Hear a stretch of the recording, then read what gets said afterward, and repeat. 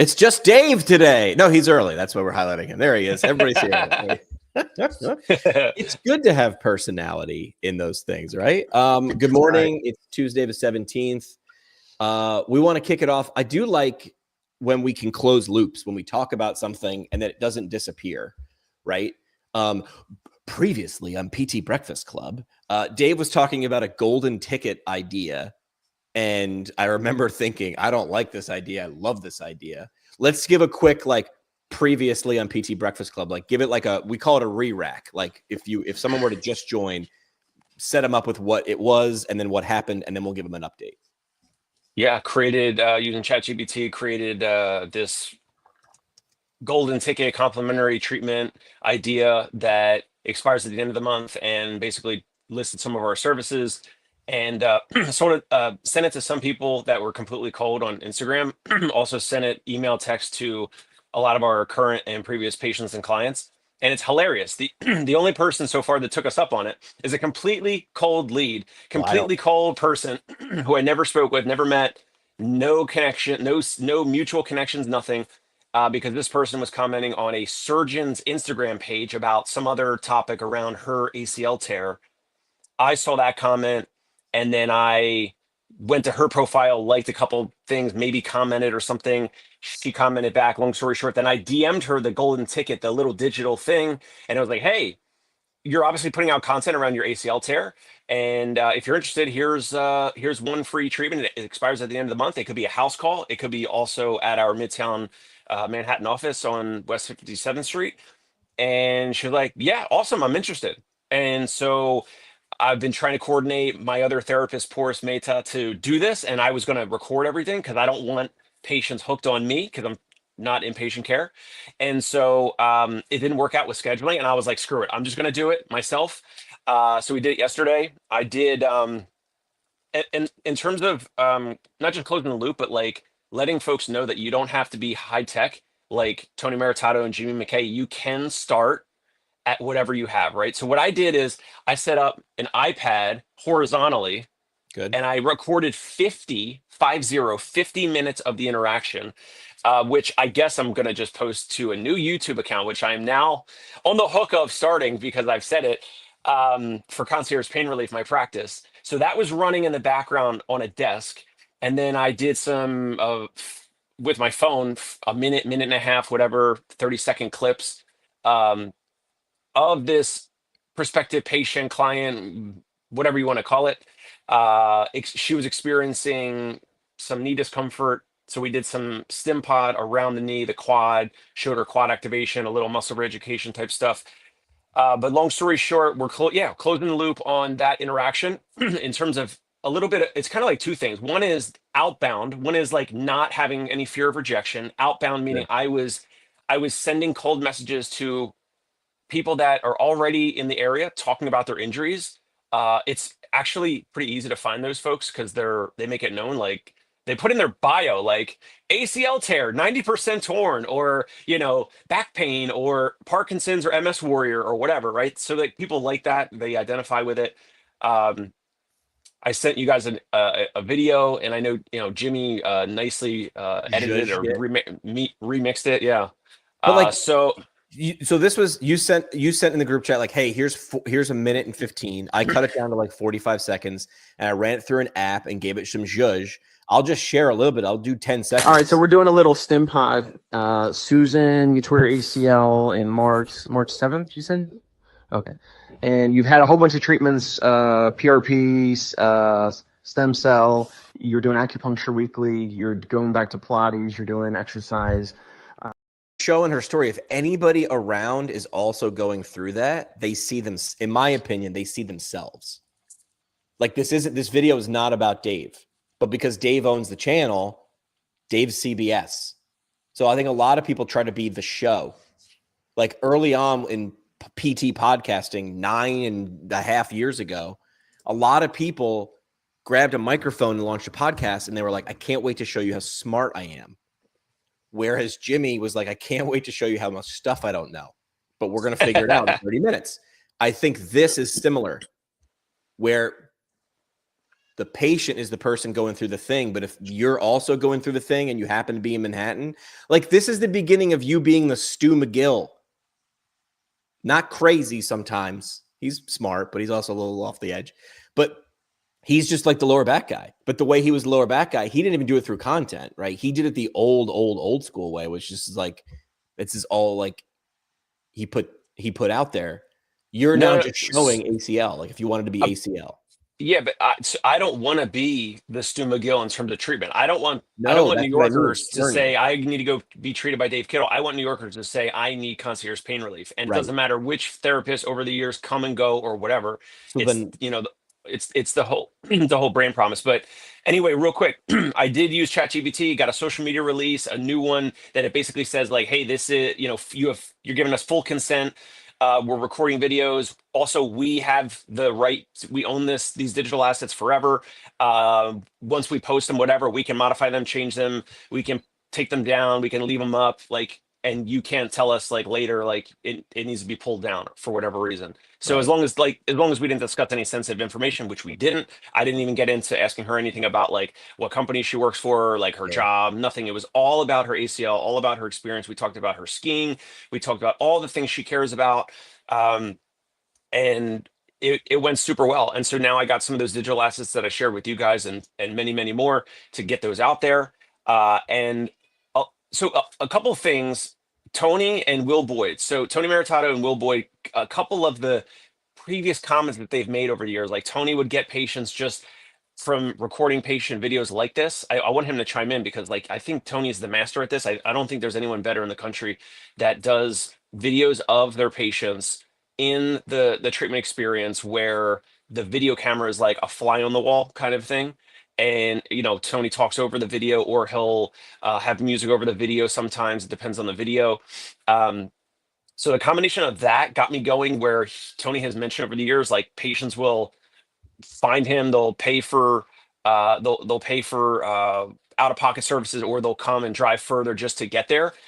And the combination of Will Boyd recently saying, if he were to start a practice, he would do something around modalities. And I know there's a little theater. We could get into that. I know there's a little theater around the modalities and all this, and the stim pod that beeps and it causes muscle twitch and all that. Obviously, I did that on purpose, but I know I've used this machine myself and it works. I love it.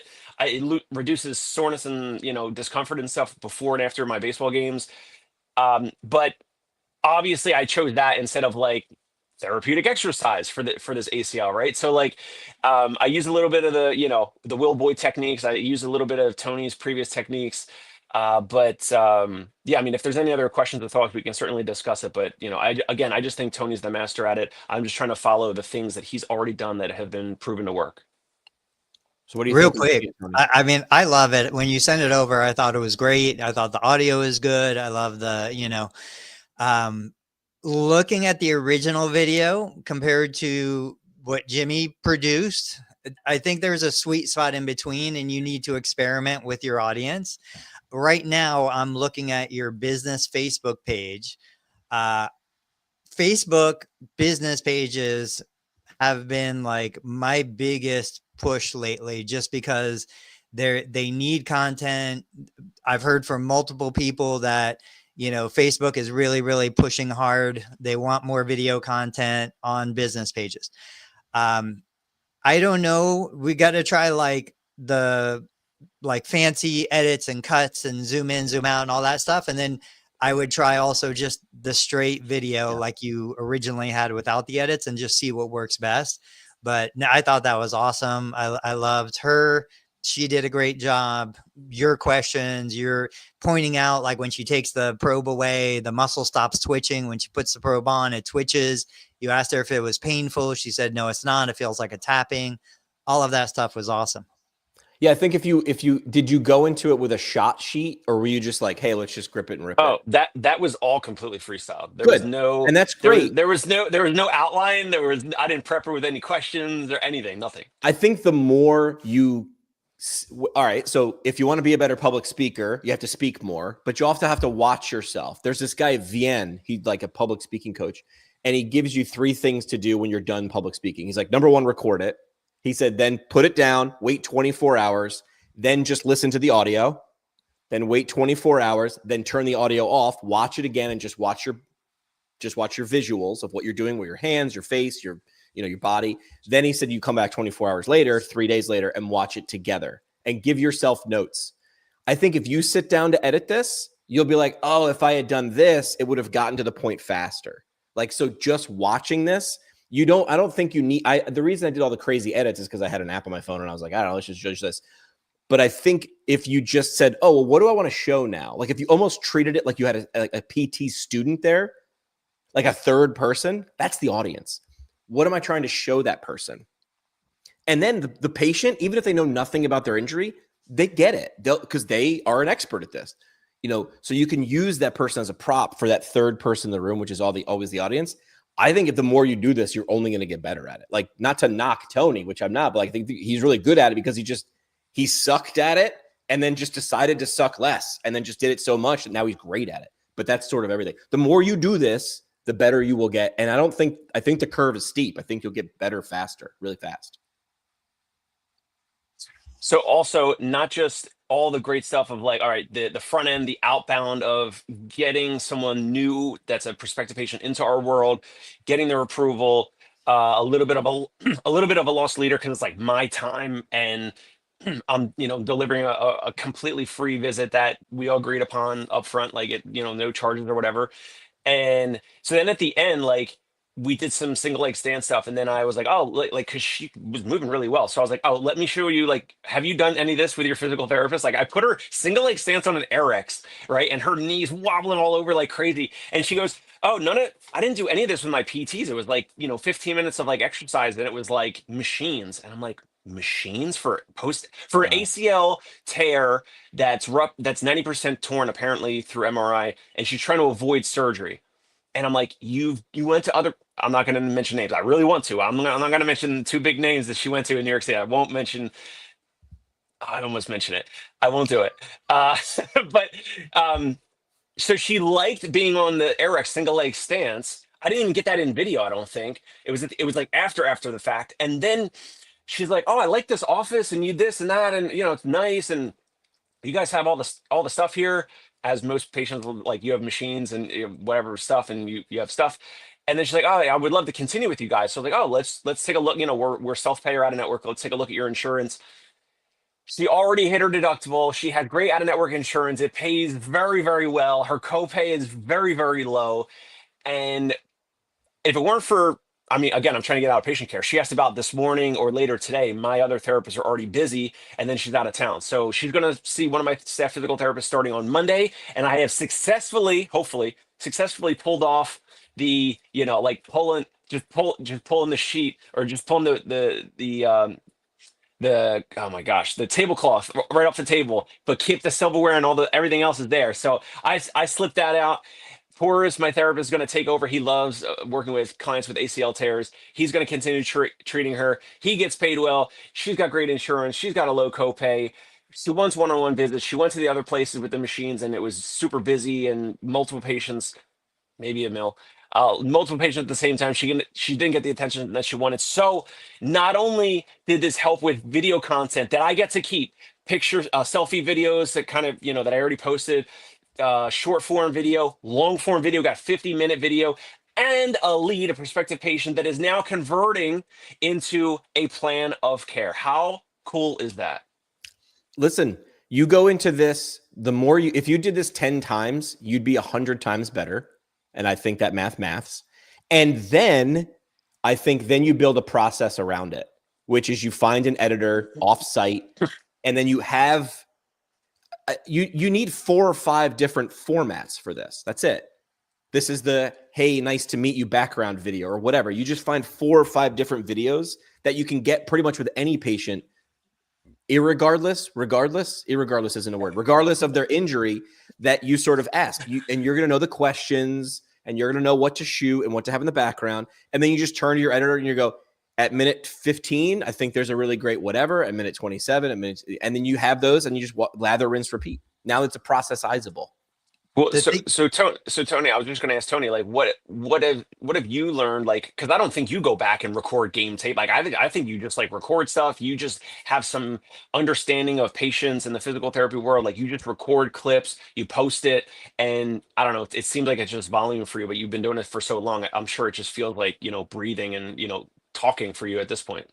I did though. That's the thing, and I've shared this before. Like for years, I would record myself treating patients. I would record the patient engagement. I'd go back and watch it.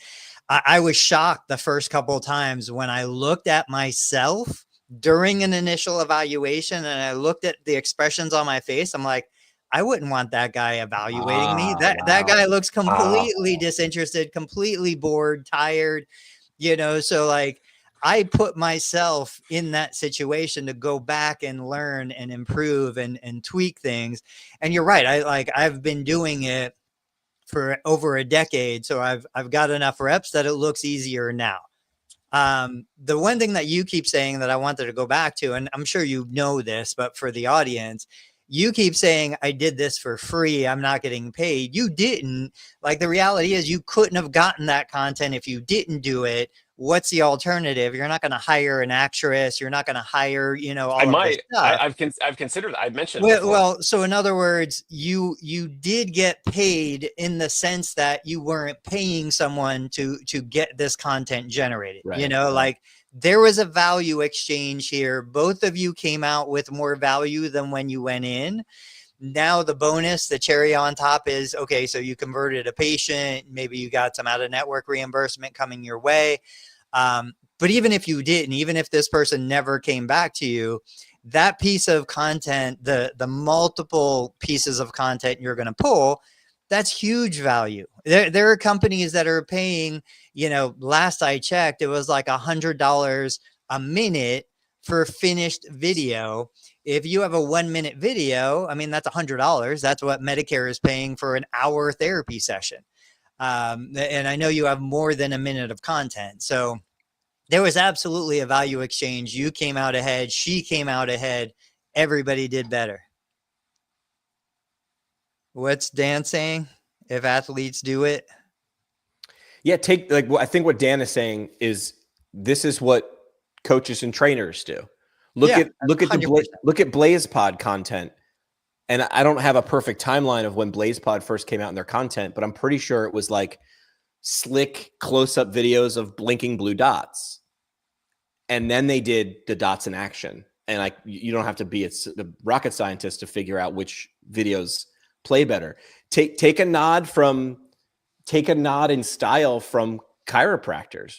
Like, who's the dude with the big green hammer who's literally like hammer and chiseling people? I'm not saying hammer and chisel. I'm not saying hammer and chisel people. Wasn't it like Bo Hightower, like a very unique name or something like that? Isn't it? Ding, ding, ding. Like whether that's his real name or his adult film, I don't know. It's some sort of name that he just chose for himself. You remembered it, and it stands out, and he understands what business he's in. He's in an attention economy business. So he does whatever. We talked about this before, and I think Dave, we'll play back the tape, that is there a business model in which Tony can have a brick and mortar clinic and make more money on the content or the attention that he generates and treating people for free? And I remember sitting there thinking, well, that's crazy. I'm sort of with Dave on this one. And I was like, but are there any organizations that can do that now? I think that dude, Bo Hightower, probably pulls it off. Trust me, I bet you he charges people, but I bet you he could pull it off in terms of revenue or things generated or money generated around the content. Judge Judy, though, and I'm pretty sure most people know this, but for the people that don't, if you go on these courtroom drama shows in the daytime, they 100%, if I'm suing Dave for, whatever, stealing my toaster, we agree to sign away our rights. We can go on that TV show. And then if the judge finds it guilty and Jimmy gets his $1,000 toaster, Dave doesn't pay, the show does. Because they're like, we need to fill 12-minute problem. I need a new toaster problem. Although there is the guy, do you see the guy who creates fake Facebook pages? He's a comedian.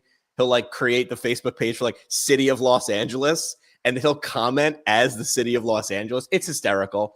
But he actually has old videos of him and his friends going on these courtroom shows, because I'm sure the producer of the courtroom show is like, I don't care if this is real. I need to fill 8 minutes. Can you fill 8 minutes? You look interesting. This is a good story. Will you keep it up for the cameras? But that's a model that they trade attention for the service and a little bit of money. I was just watching that guy yesterday. I remember the story where he shared that he and his friends would create fake disputes and then go on Judge Judy and all those shows so that they could get paid. Like that was a way for them to make money. That guy's incredible. Right. Will is saying that there's a guy named Jeff Cavalier. Yeah, that's Athlete X. I don't know who that is. I've never heard of this guy. I'm looking him up right now. If that's Athlete X, Athlete X. I've researched him, his whole business model.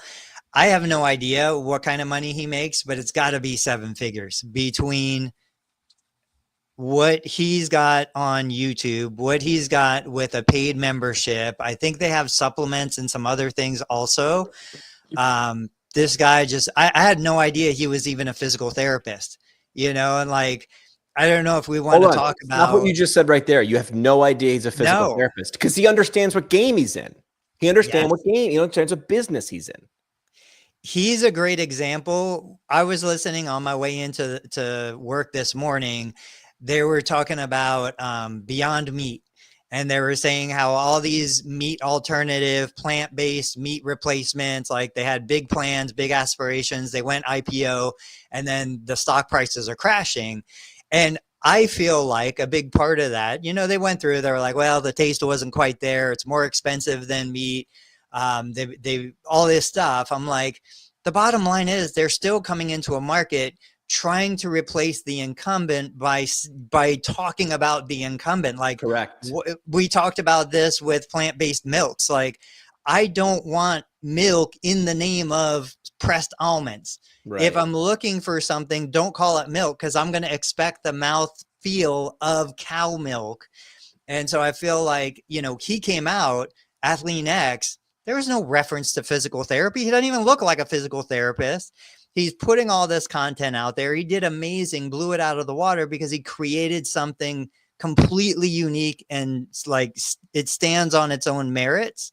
I think that's what's killing us in the profession is we keep defaulting back to those letters that mean nothing to the average consumer, have more negative association.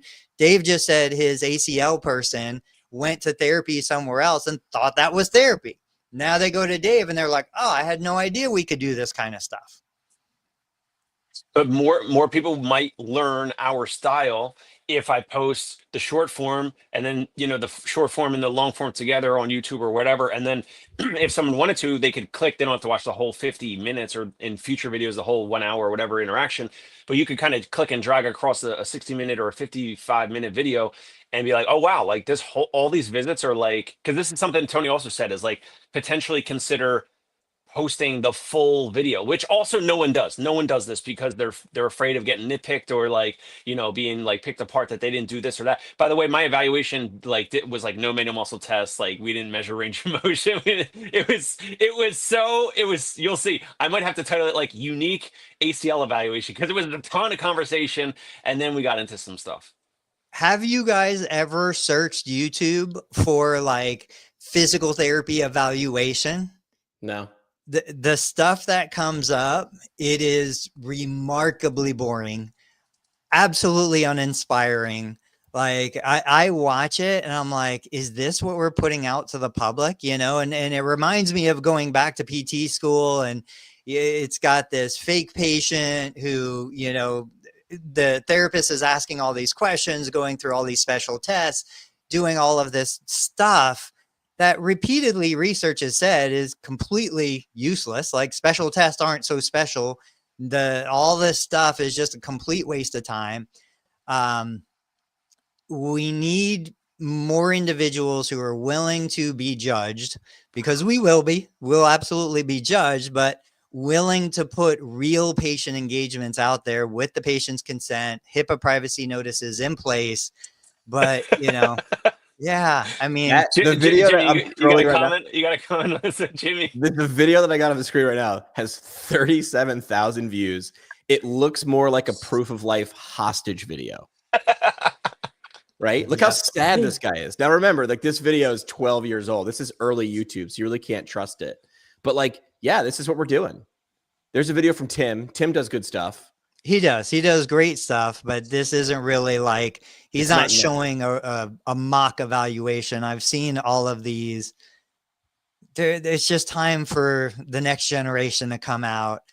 Go back up real quick. So this one right here, low back pain. You know, I mean, it's reasonable. Like I would never say anything negative about what he does. If you open the textbook and follow along, he's doing what people learn to do in physical therapy school. But this is not like the patient care experience that we want. You know, you look at the guy, like that guy doesn't resonate. I haven't had a guy like that in my clinic in 20 years. Right. So, and when they do come in, I'm like, you know what? You're fine. No red flags. Go back to work now. Lift again. Hold on a second. So this is a good, we didn't script this beta test. I can't game YouTube. I just typed in YouTube physical therapy evaluation. This one, hold on. Okay. This is an ad. I was going to say, I know this guy's from down the road from me. That's why. So, hey, great job, Justin Feldman. There you go. Retargeting. Nice retargeting. Justin Feldman. Way to go. Yeah, these are all classroom. How come though? Oh, Total Therapy Solutions, first page of YouTube. There you go. Tony. So this looks like the very first one. 102,000 views for this one. This looks like the very first video I've seen in the scroll if I type in physical therapy evaluation, which looks more like what Gary Vee said 10 years ago, document, don't create.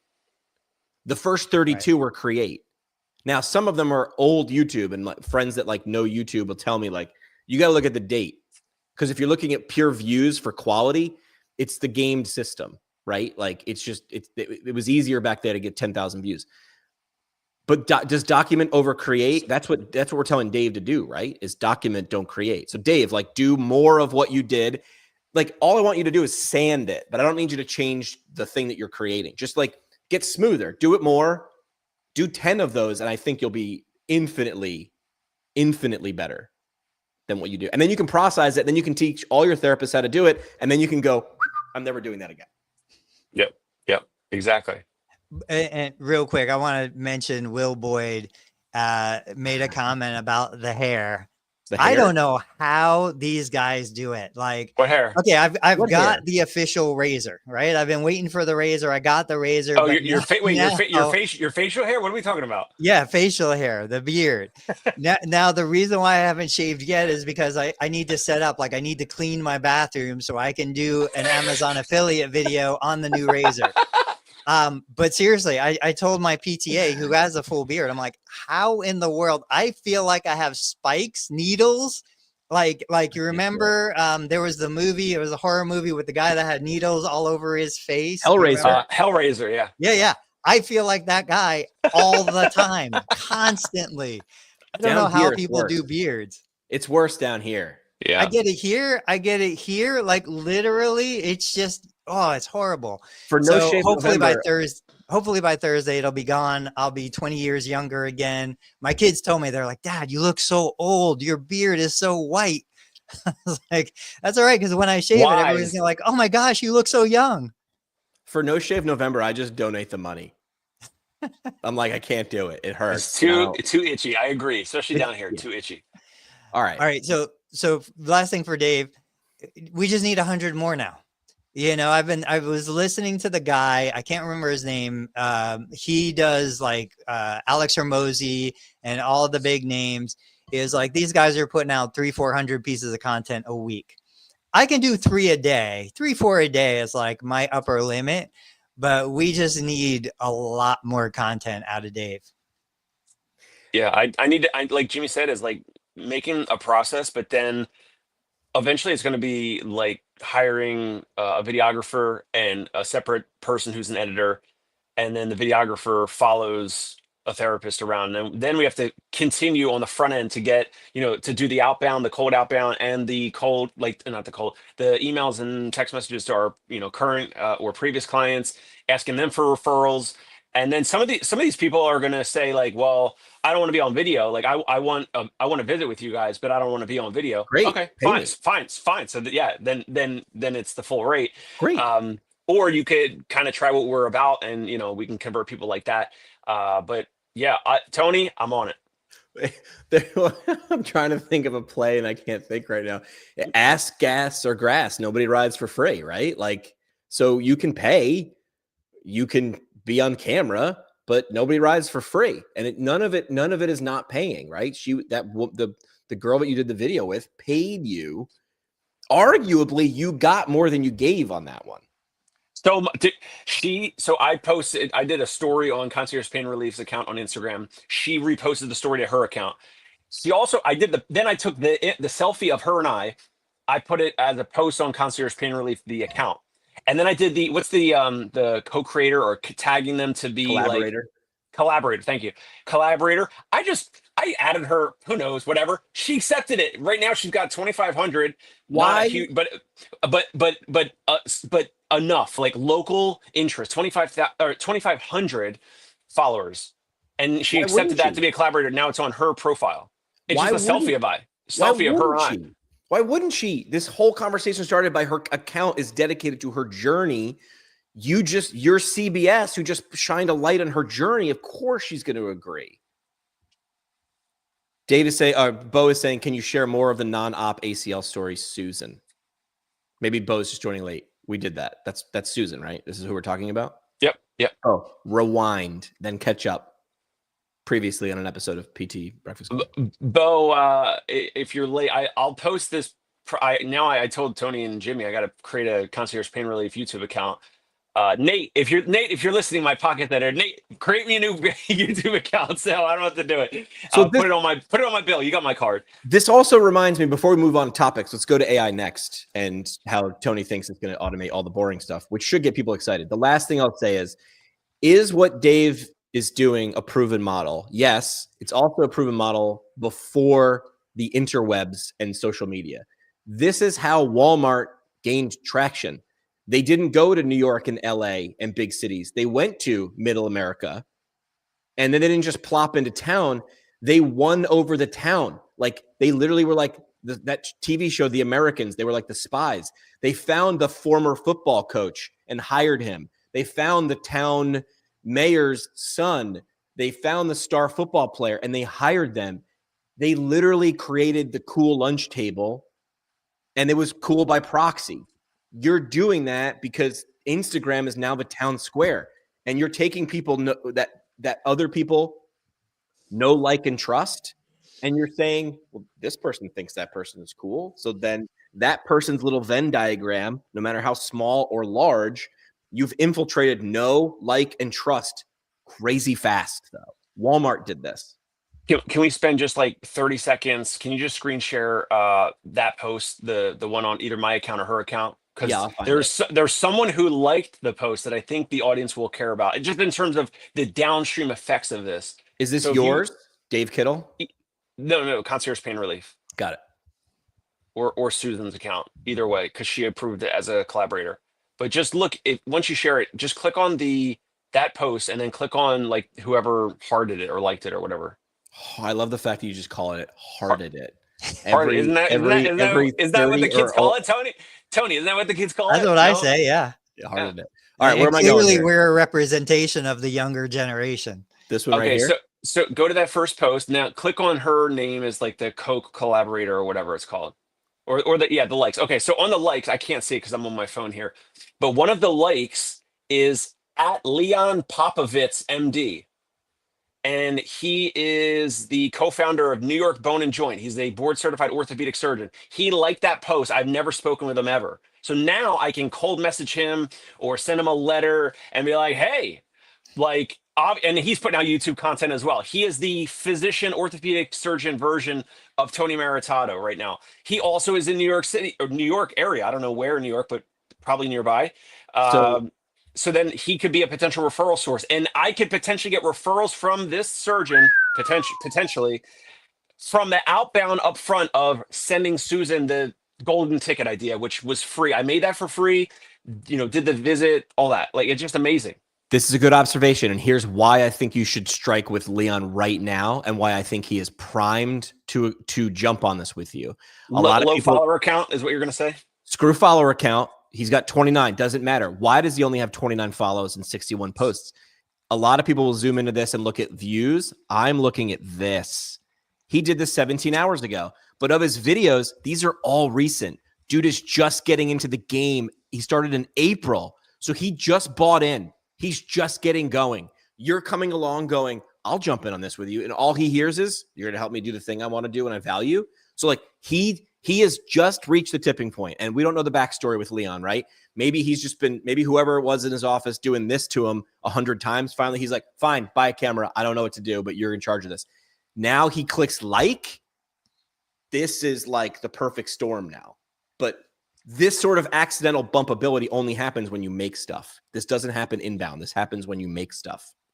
So they have 4 locations. They have their own PT apparently. So that's it doesn't matter. bummer. Doesn't matter. It doesn't matter. Great. Go into this relationship expecting nothing. Right. Nothing except we're both going to win. So we go down the Jeremy Sutton, Mike Chua, Tony Maritato, like you reach out, you cold message, hey, I found your profile. I love what you're doing. I've got my own, account and channel. I'd love to get you on for an interview. Just 10, 15 minutes of your time. This is what we'll talk about. I would approach that. I don't think it matters. I think it's better that he has his own PT because that tells you, hey, this guy values PT. He sees that there's a benefit to it. If he has his own PT, they're probably full anyway. So there's going to be overflow. They're probably not going out and doing mobile. They might not even be cash based, so there's plenty of opportunity within that.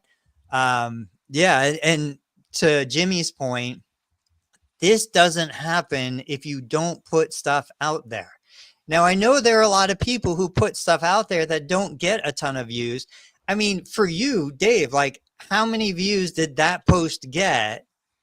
I'm curious. I don't know, Jimmy, you got it handy? Yeah, I'm going backwards. Hang on. I'm too deep. Probably low, 100, maybe less. The which one? We only did a selfie post so far. I didn't do a video. So the one that doctor liked. Yeah, that one got 20 likes, 21. And a comment. How many impressions or views or whatever? I can't see that. He would have to see it. So a fraction of it. Point being, all you needed was that one. Correct. Now that one creates that relationship moving forward. I shared something, and maybe this is what we're getting into about the AI. And a guy reached out who's working on a new EMR. It's a YC, Y Combinator backed company. He mentioned it. He said, "Hey, I'd love to chat." I can't chat. I don't want to chat to anyone anymore. I get too many inbounds for chat or virtual coffee or any of that stuff. I don't want any of that. But as soon as he said YC, I said, hey, I know Jansen. Yeah, Jansen has HippoScribe, YC company. I'll talk to, and so that was one of 2 comments on a very low reach LinkedIn post, but that could be a great connection for me. Yeah, we think everybody's paying so much attention to us and they can't wait to tear us apart. Turns out they're actually all paid attention to what people are thinking about them. And when we finally realize that no one is actually thinking about you, unless you make me laugh or happy or smarter, that's the only way that people will pay attention. That's it. There's the magic thing. So in terms of the AI stuff, like Tony posted that I screenshot and sent to you guys, the one you were talking about, you're obsessed with the AI scribes and workflows, Tony. Yeah. I love that. Like maybe if you want to elaborate, or I mean, I have it pulled up, but if you want to elaborate on it, like I just thought it was like, of course, like that's what AI needs to be doing. All of like the prep for a patient check-in, and you said things like prompting the therapist with like questions about that patient and the Therex that you might do with them that day. Also questions of like, how's it been going since the last visit, whatever. And that's what AI, I agree. Like that's what it should be doing. Taking the information from any of the RTM, the remote therapeutic monitoring, if you're doing that, taking the information from the previous patient visits with that one particular patient who just walked in, then prompting the therapist with questions. because therapists like we're spinning a million plates, like our minds are bouncing all over the clinic walls, and then this patient walks in and we're like, hey, how you feeling, or what's your pain scale, 0 to 10, or like how are you feeling since last visit, or whatever. But the AI can prompt a lot more of this. So what was your thoughts around that post, and like what are other things you can kind of expand on? Just real quick, Ray's here. Ray's like the king, the OG of AI before AI even was popular. So, I think this is where you see a clinician's brain coming out to solve a problem that isn't just about patient care. And I think we all love creating. We're all creators at heart. Anyway, back in the day, I had started that post saying like, I saw a problem, right? A patient would come in, the way our clinic was set up, the front desk wasn't facing the front door. So patients would come in and they wouldn't be greeted. And I was like, I need a way to change the environment to force the patient to be greeted immediately upon coming in. So I said, all right, I'm going to take the old paper charts. I'm going to put them in front on the side where the door comes in. You open the door, the receptionist turns and looks, and immediately the chart's here, the patient's here, and you're like, oh, Mrs. Jones, so great to see you, because the chart was there. You could see the name of the person walking in. So you create the environment to produce the outcome that you want, and I've always loved that idea. So with AI, I'm like talking to my PTA this morning, and I said, look, here's the problem with an EMR. Every EMR, it's not any single one. All of the information is trapped in the EMR, right? Like stuff from the evaluation isn't on the screen for the treatment note. I have to literally open the EMR, open the treatment note, go back and look. Therapists can't function like that. So I said, AI is smart enough to process all of that information. I'm like, it should be a back and forth between me and AI. AI should say, hey, this is treatment number 7. Your goal number 7 is this. We're going to make the treatment focus for today this. What do you think? Yeah, I think that's great. Let's do that. You collect the subjective information, right? The AI scribe hears it, processes it, say, hey, based on what the patient's saying and based on the episode of care, the previous treatments, I would recommend we do this, this, and this. What do you think? And it's just this back and forth. And if you forget a piece of information, or the patient's like, oh man, it's killing me here, AI can't see that. So AI would say, what is the part of the body that's increasing in pain? Or what was the patient referencing when they said this? Because AI hears what they're saying. They just can't see what it's saying yet. So all of this back to, it is not taking away your professional skills, your assessment, your judgment, your synthesis of information, but it's just making sure the little leaks in the system are plugged. Oh, I forgot to get this, or I didn't remember to get that, or I that's the stuff that it's taking care of. And it's putting it in the context of the entire episode of care. When I see a patient on the 7th visit, I'm probably not realistically going to have the time to go back and look at the previous 6 treatment notes. I'm just focused on today, but that's what AI can do better than any human ever will. So it was that kind of stuff, but really focused on not taking away your professional autonomy, making it better. Whenever I have a question or think about how the future is going to be, I just go to 13-year-old Jimmy McKay watching an episode of Star Trek: The Next Generation. Like, that's where we're going. We're going to Jarvis in Tony Stark's helmet. So it's like, it's the yes and. Like, can you ask or interact with this and it has access to lots of information? The answer is yes. I think the people who, again, like, show me a time in history when someone embraced the newest technology. Maybe not the specific. I'm not talking about, well, the Zune didn't really last, right? Yeah, the Microsoft Zune wasn't the next MP3 player, but we knew it was going in that direction. Have we ever embraced something like that and it didn't benefit the people who jumped in early enough to adopt the concept, the what, not the how? And I think the answer is always yes. I think Alexa, the home, whatever you want to call Alexa, I think that was a flop. Yeah. In terms of, like, I don't know how many they sold, but Amazon sold probably millions. I don't know if you want to look it up, but hold on a second. But think about it like this. If I had come to you 10 years ago and said, do you mind if I put a microphone in your living room or your kitchen? Do you know how many times I've just blindly reordered coffee pods because it was like, hey, by the way? So like, you might look at it as a flop, but you don't know what their goal was. Because I use them as speakers. To me, they're $20 speakers, and I hook them all up, and then I go to my iPhone, and then I can play music in the entire house. That would cost me $5,000 to wire my house. So to me, I'm net positive. Look, I keep getting ads on the one I have one with the TV screen, like the LED screen. I get ads. They put ads. I mean, that is unbelievable. Well, not an ad. Hold on, not an ad. It's like, Jimmy, a preview. Well, no. What I mean is like, hey, based on the timing of you ordering coffee pods. And when I first saw it, I was like, oh, you're just going to sell me coffee pods. And then I ran out of coffee pods and I had to go to a store. A store is like a building. It's like Amazon, but a physical Amazon. And I hate it. And I'm like, well, I like the fact that it predicts when I'm going to run out of coffee pods.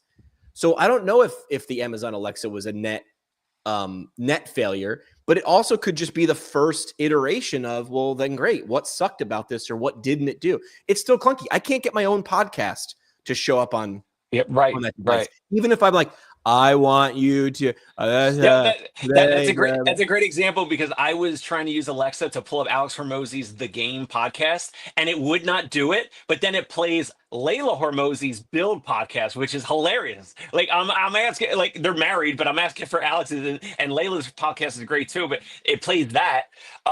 Globally, 2 years ago, it was reported. Guess how many Echoes or Amazon Alexas that Amazon has sold probably across the globe? 20 million.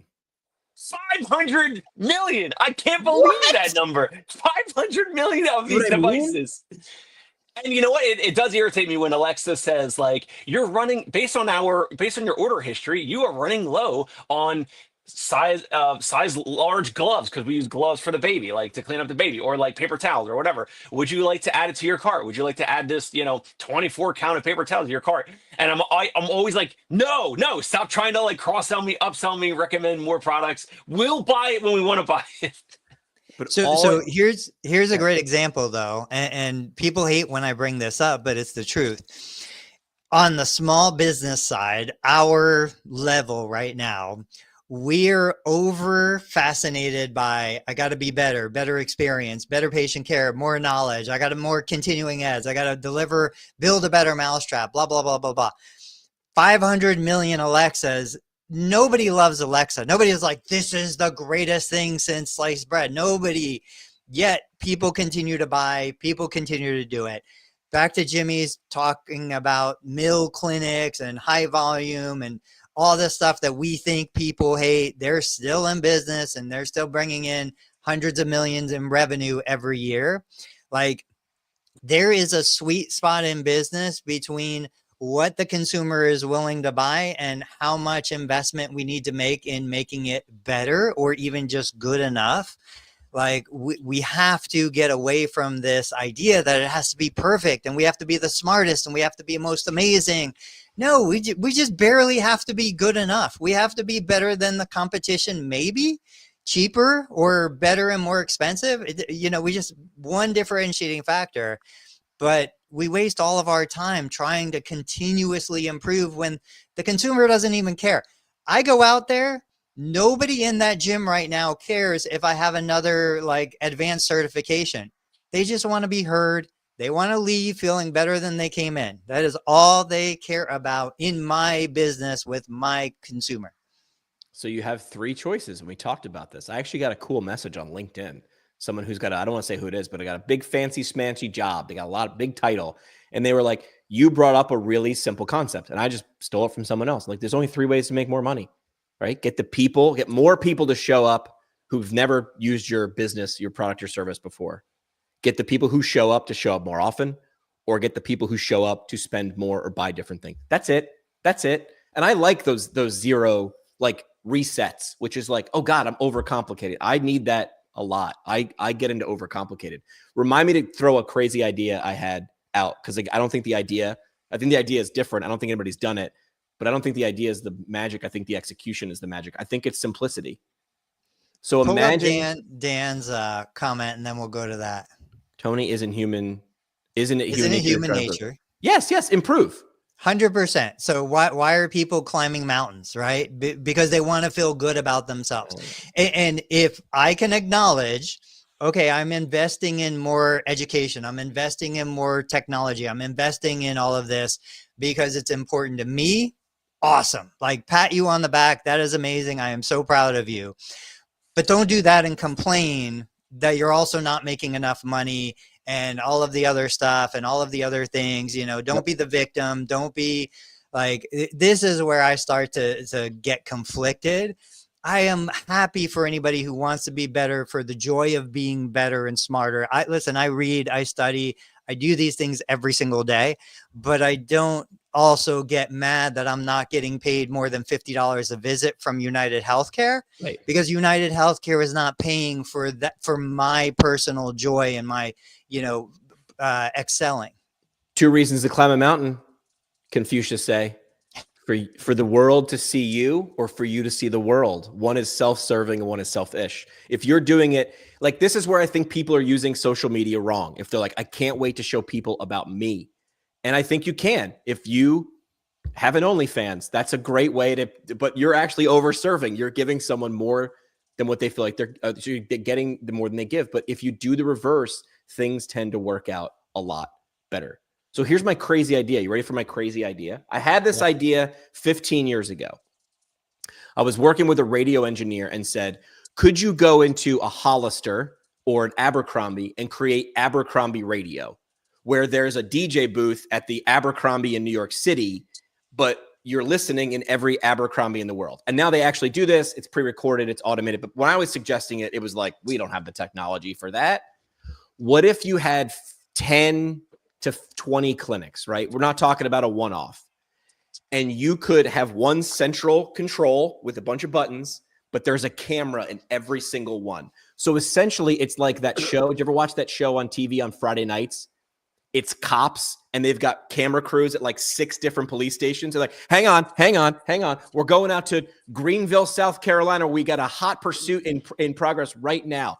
Now, is that really live? Probably not. They're probably editing it together to make it look like we got a stiff knee, a knee replacement. That they put too much ice on their knee, and now they just booked a call with Tony Maritano, and they're frustrated with their surgeon.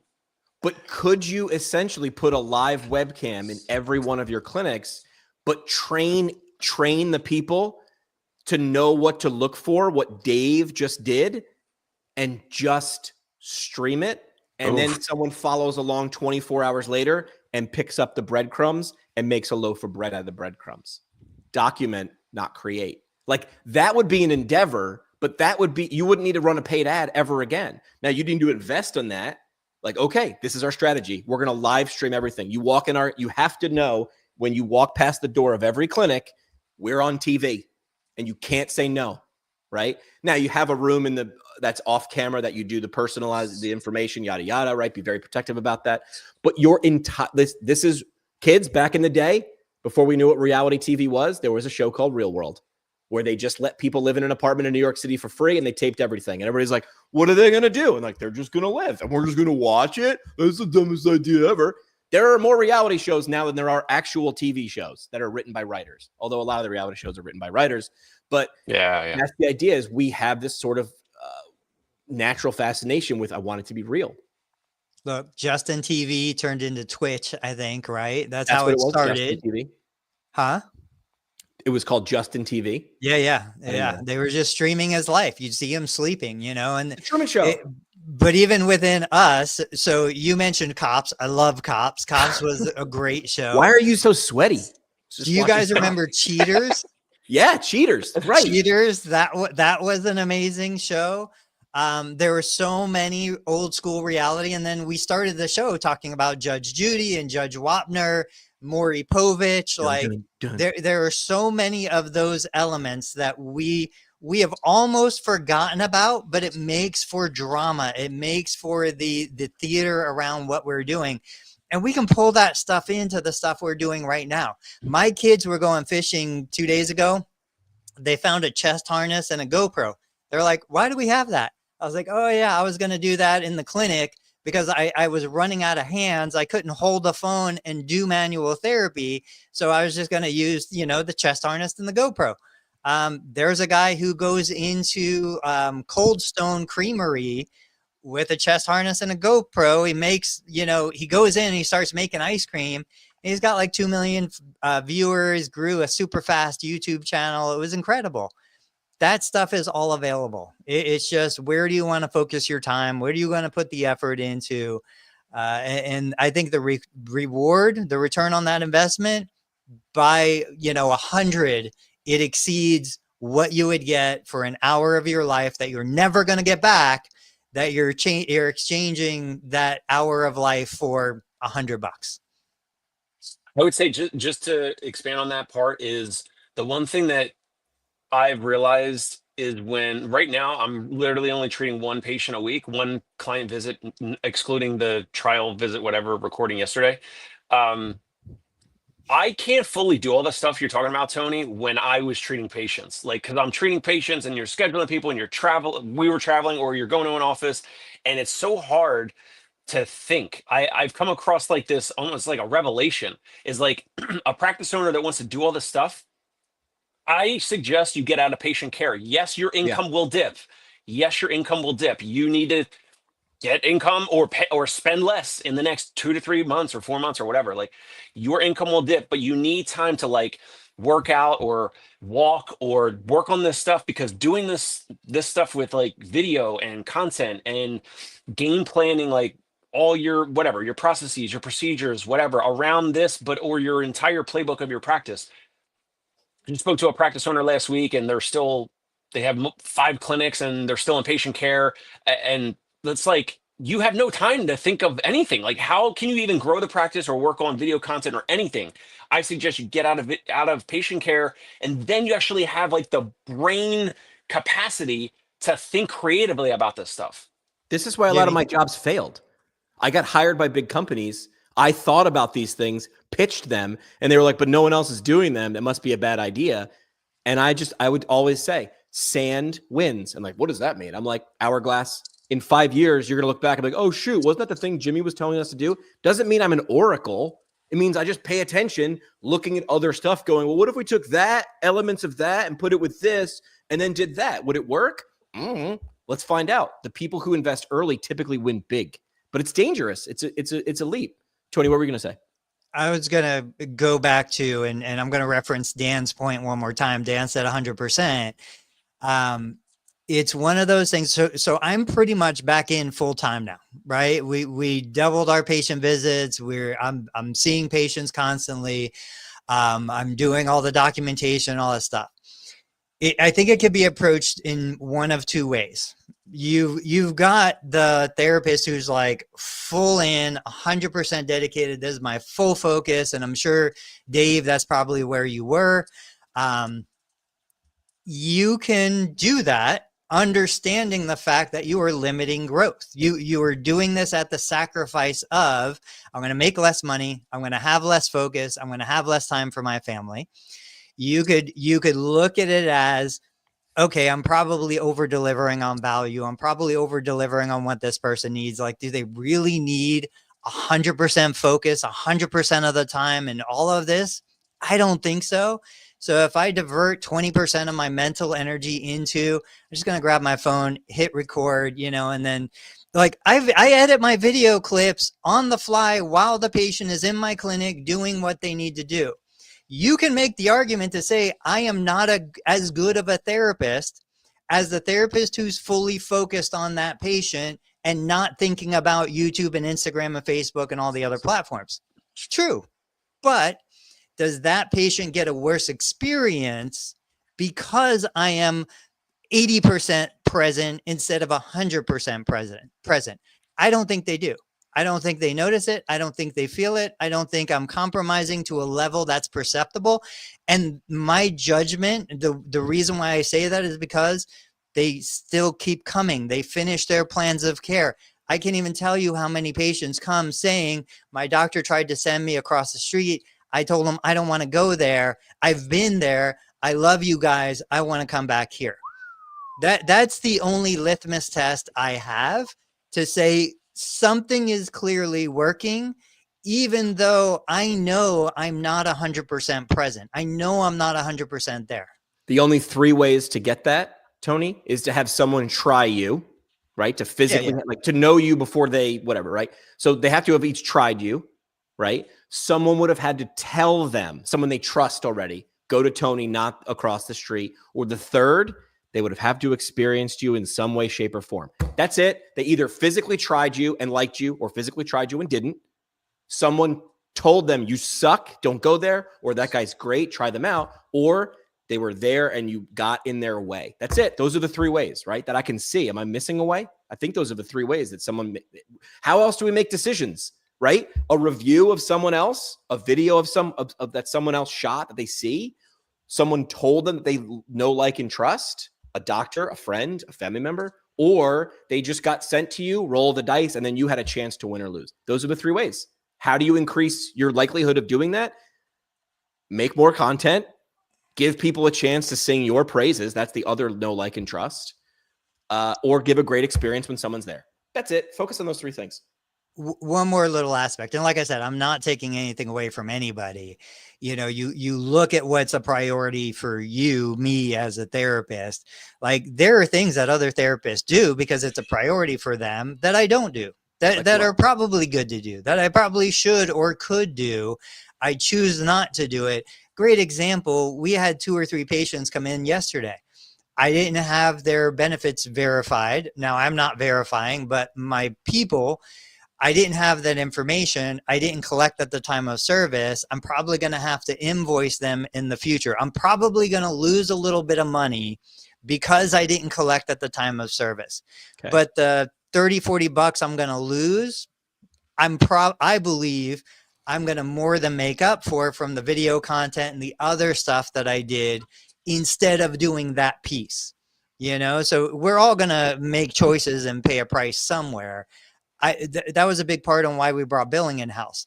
I'm like, if I'm paying 7% on $1 million in revenue, I could give away $70,000 a year because that's the 7% I was paying.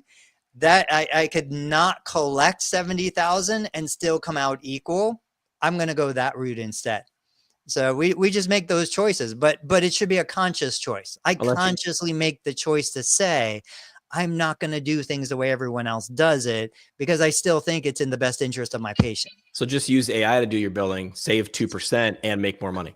There you go. That's the way of the future. I think everything that we just covered the past 5-6 minutes is the parting shots from each of us. Yeah. Sounds good to me. I'm ready. I'll pitch this for a future episode. What if we just did 3 to 4 AI topics? Like, what if the whole show was just like, we're going to go AI, but we're going to go AI plus this, AI plus, like, it's a yes and AI episode. Let's do it for an episode and we'll see. So we got to figure out the structure, but I think it needs to be AI plus content creation, AI plus documentation, AI plus billing, AI plus whatever. I have one for scheduling, some stealth company I heard about that I don't even know the name literally. So AIs with scheduling.